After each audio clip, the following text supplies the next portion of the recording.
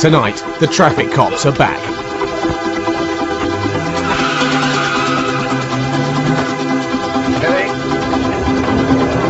Cracking down on disqualified drivers. Tango Victor Hotel 1. Tango Victor Hotel 1. Towards the light, stand by. Yeah, it's going straight on towards... Keeping cool as the going gets tough, and the lawbreakers take chances. Approaching Bellhouse Road, speed 65.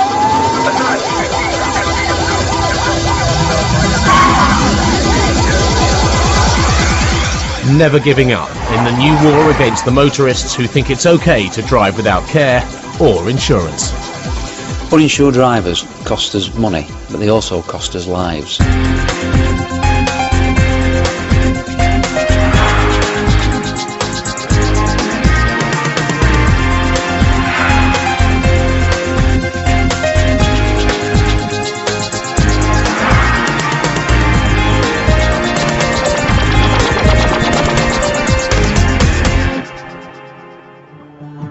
Sheffield in South Yorkshire, a part of Britain with one of the worst records for motorists who drive uninsured or whilst disqualified. PC Martin Northam has been a South Yorkshire traffic cop for 4 years. He spends most days looking for drivers who are breaking the law.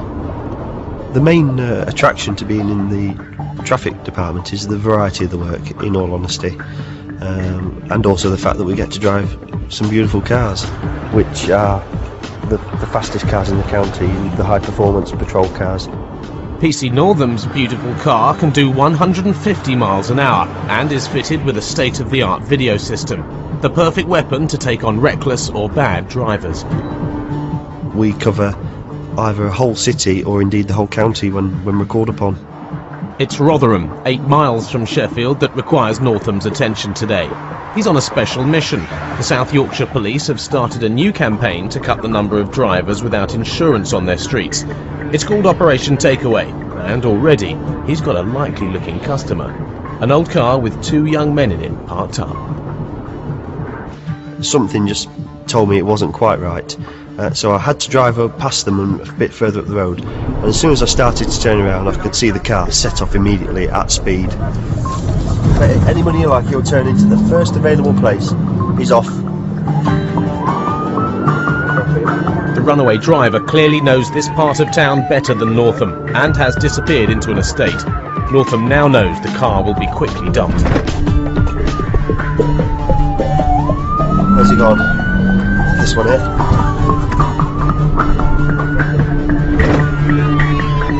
And it has, but the driver is out and running.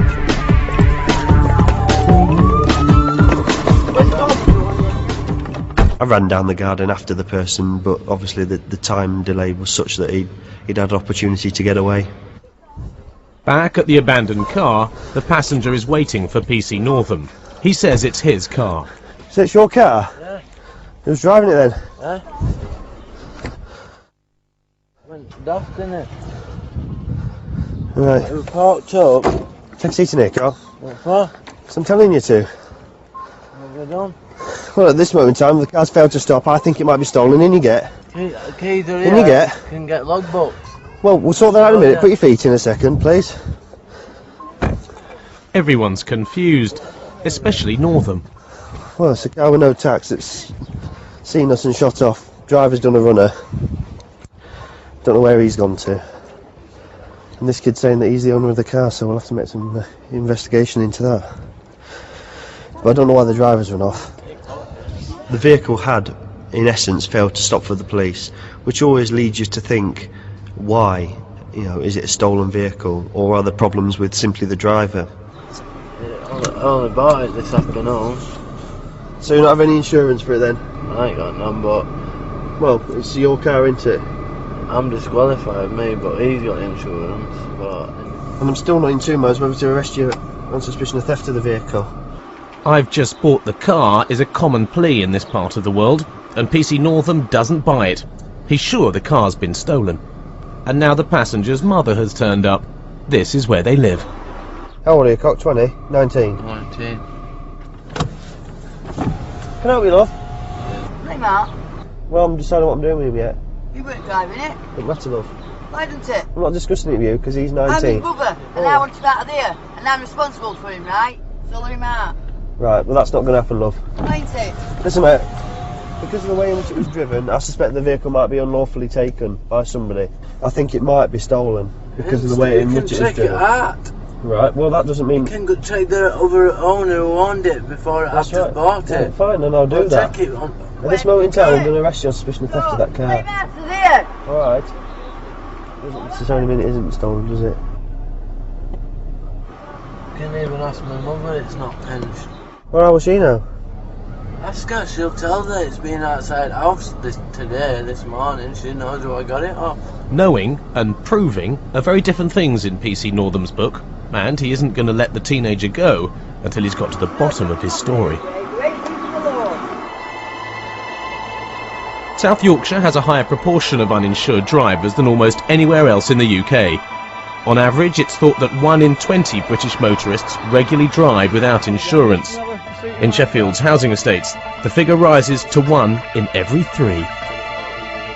Obviously there's no insurance for the car. I know there isn't. It's quite possible that if you went onto the motorway and stopped 10 cars, then 10 out of 10 of them, or 9 out of 10 possibly, would be insured.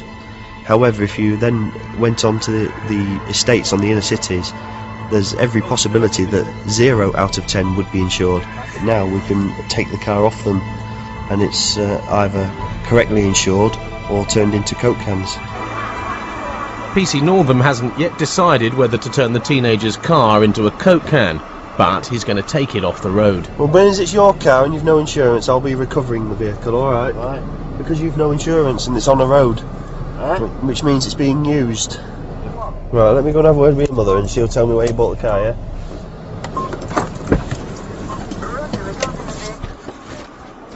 Can I have a word, love? He says you know where he's bought the car from. No, I can tell you. I don't know address, but I can take you. I don't know. Well, what area of Rotherham? Eastwood.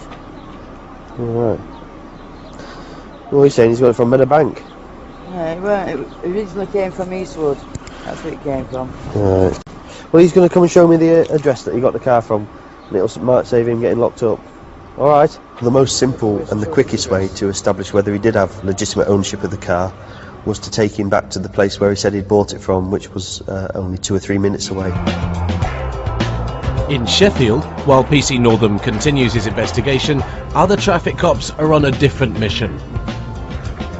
Apart from uninsured and disqualified drivers, South Yorkshire also has a major problem with people who won't wear seatbelts.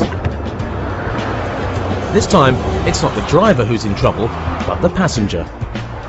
Hello. Hello. Are you alright? Yes, thanks. It's actually a passenger I'm wishing to speak with, not yourself. Oh, right. I was just wondering why you weren't wearing your seatbelt when you came up to the traffic lights. So I just put it on. Well, when you were at the traffic lights. Can I ask you just to come and join me in my vehicle just 2 moments, please? PC Jed Barton is a stickler for the motoring laws. He doesn't like people who fail to belt up. If there is a collision, unfortunately it's the emergency services that's got to deal with the matter, which then puts a burden on the NHS, and this is all down to somebody doing just the simple action of getting the seatbelt and putting the seatbelt on. Richard, what I propose to do is I propose to deal with the matter by way of a non-endorsable fixed penalty ticket for the offence of failing to wear your seatbelt. The law states that you will wear your seatbelt when you're in a vehicle, and that's from a standing start. Unfortunately, I think at the moment we seem to be relapsing. Now we've got safer vehicles that's got airbags in. An airbag is designed to be used with a seatbelt. If the airbag deploys and you ain't got your seatbelt on, there's a possibility you're going to suffer a broken neck, because it's just like having a balloon explode in your face. It's just a crime. Not wearing the seatbelt, obviously, so learn for next time. For PC Barton, there's always a next time. Within minutes, another car full of people in need of his advice. Man, woman, small child, in this car, no seatbelts, any of them.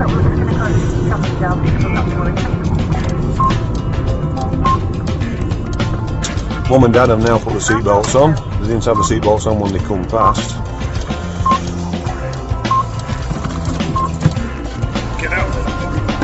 The child, I think, was that's 7 or 8 years old, something like that. If the driver had, braked heavily, there's only going to be one result. The child's going to go straight through the middle of them, hit the windscreen, and quite probably go straight out the windscreen. First things first, when you drove past, not one of you had got your seatbelt on. No, mate, I'm up on leg vomit. Well, I'm sick. right, I'll just stop you there, right? Whether you're being sick or not, does that mean that your partner doesn't have his seatbelt on? Little lad stood in middle of the seats. He stood in middle of the seats, right? Hang on. There's no tax on car. Why is there no tax on car? Can I ask you just come and sit in my car 2 moments, please? There's no tax on the vehicle. So if there's no tax on the vehicle, it's a reasonable assumption that there's going to be no insurance. Why is it that there's no tax on the car? I'm just off the gap in the car. You've just bought the car? Yeah, this morning. Right. Is there any insurance on the car? I haven't got no insurance on it. No, I didn't ask you that. I said, is the car insured? Not yet. Right, so why are you driving it on the road then? Because I'm taking my wife up to the doctors. You got any form of identification with you at all? I actually carried out checks on this individual who gave me his details, and it transpired that he'd been arrested the previous night for drinking and driving. So we've got an individual that's got absolutely no thought, no consideration for the law at all. Now you can swear to me on your mum's grave, on your wife's grave, on your little lad's grave, etc., etc. The truth of the matter is that if that car gets left here and as soon as I disappear, you will continue to drive it. No, it will.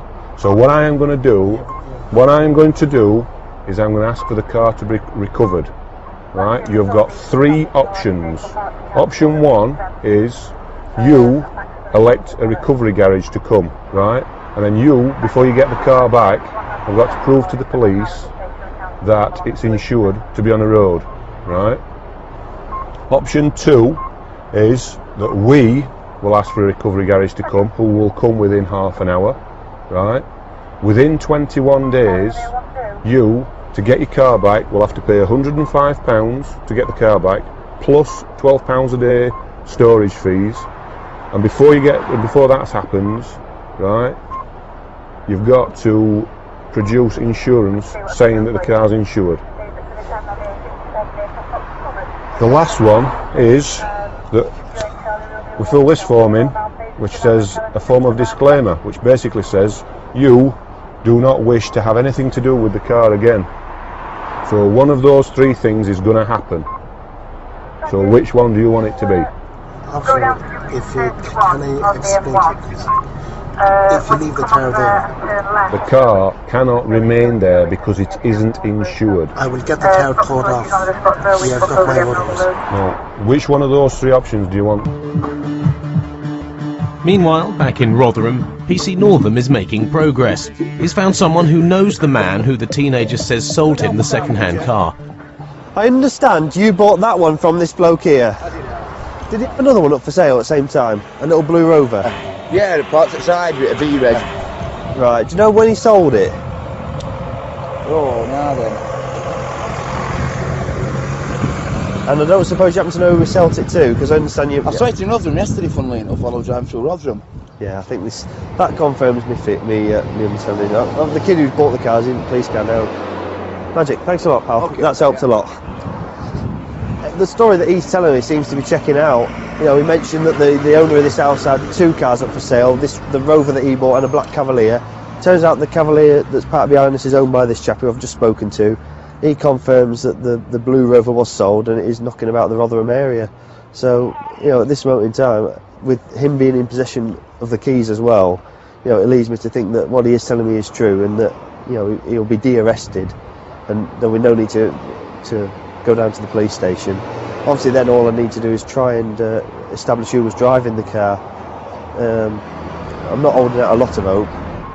I got the impression that he knew who the driver was, and then as it transpired he obviously became reluctant to tell me who the driver was. To that end he was served with notices which require him to provide me with details of the driver.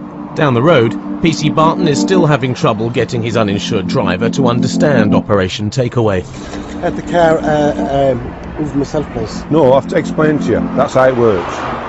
This chap's going to take the car. If you want the car back, you've got to pay auto recovery, the £105 plus the £12 a day, right? Plus prove to the police that it's insured. All right.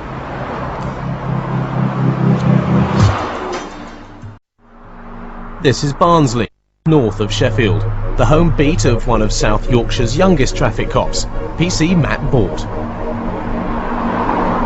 Aged 27, he's been dealing with drivers who routinely break the law for the past 4 years. The car in front has caught his eye. It's got 3 young men in it.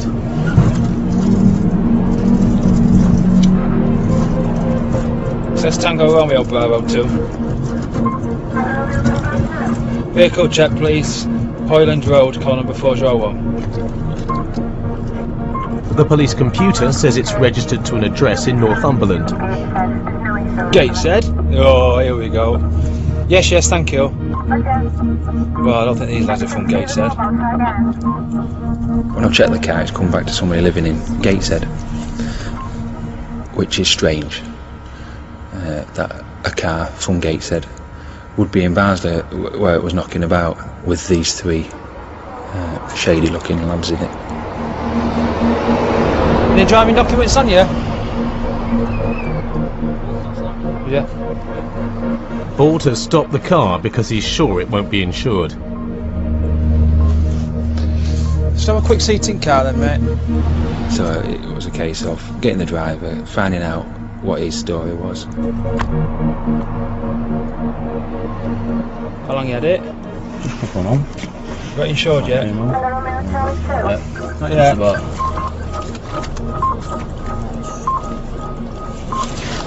Your licence? No, yeah. Just past it. Has it got MOT? Yeah. Sticks, because you've said that the car hasn't got insurance. Yeah. We can't allow you to drive it. We've got a scheme now in operation which we give you the option of what you want to do with the vehicle.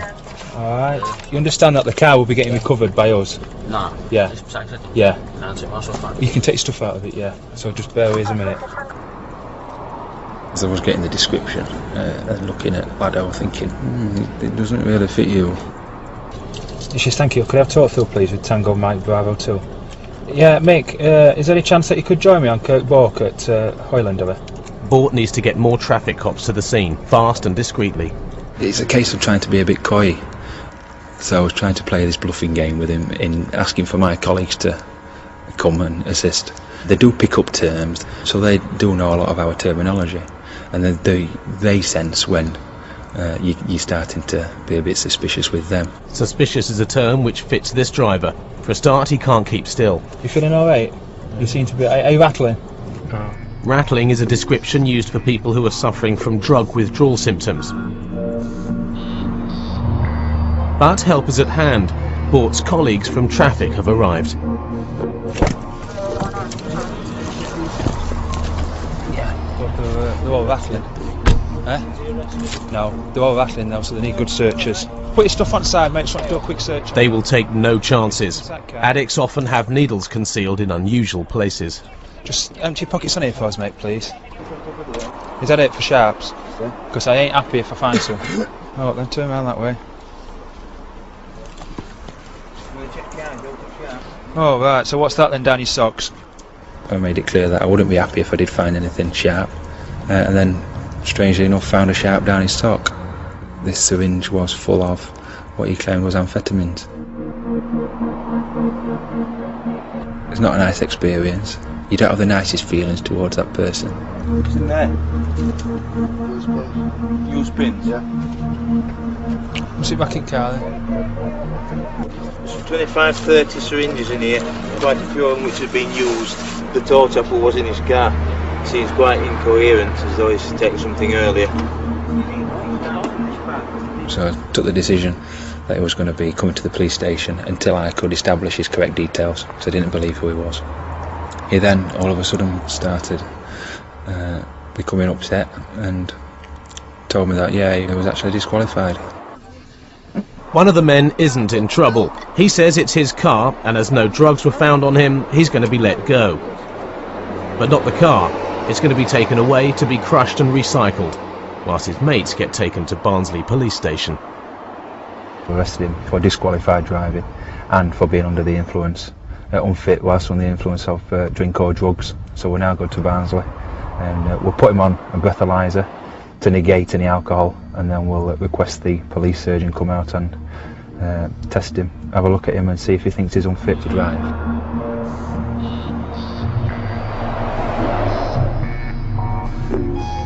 Right, deep breath, go into the mouth space, one breath. Keep going, keep going, keep going, keep going, keep going, keep going, keep going, keep going, that's it. The breathalyzer has cleared the man of drink driving, but it cannot tell that he's taken drugs. The only way is a blood test, and that's not going to happen. The police doctor says so, and PC Bort must go along with it. No further action taken. No problem. So that's how it's going to be. Not a problem, doctor. Okay. We've got to have a strong case to take him to court, and the doctor wasn't willing to let us take a blood sample off him, so the doctor's decision is final. Had he not been a disqualified driver, the minute that the doctor stated that he was not unfit through any substance, then he would have had to be released forthwith from custody, and he'd have been allowed to drive off on his way.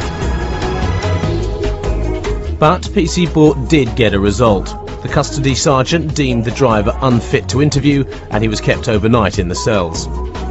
Later he was sentenced to 2 months in prison for driving whilst disqualified and for having no insurance. His passenger, who had amphetamines in his socks and underpants, was released after accepting a police caution. The driver of the Rover chased by PC Northam was never caught. His passenger, the disqualified owner of the car, got to keep it. But the driver of the Red Cavalier, who didn't have insurance, was banned from driving for 5 years, and his car was taken away to be crushed and turned into Coke cans. So far this year, South Yorkshire's traffic cops have seized 700 uninsured vehicles. A further 12,000 motorists have been prosecuted for driving without insurance. That's 35 drivers a day. Every day.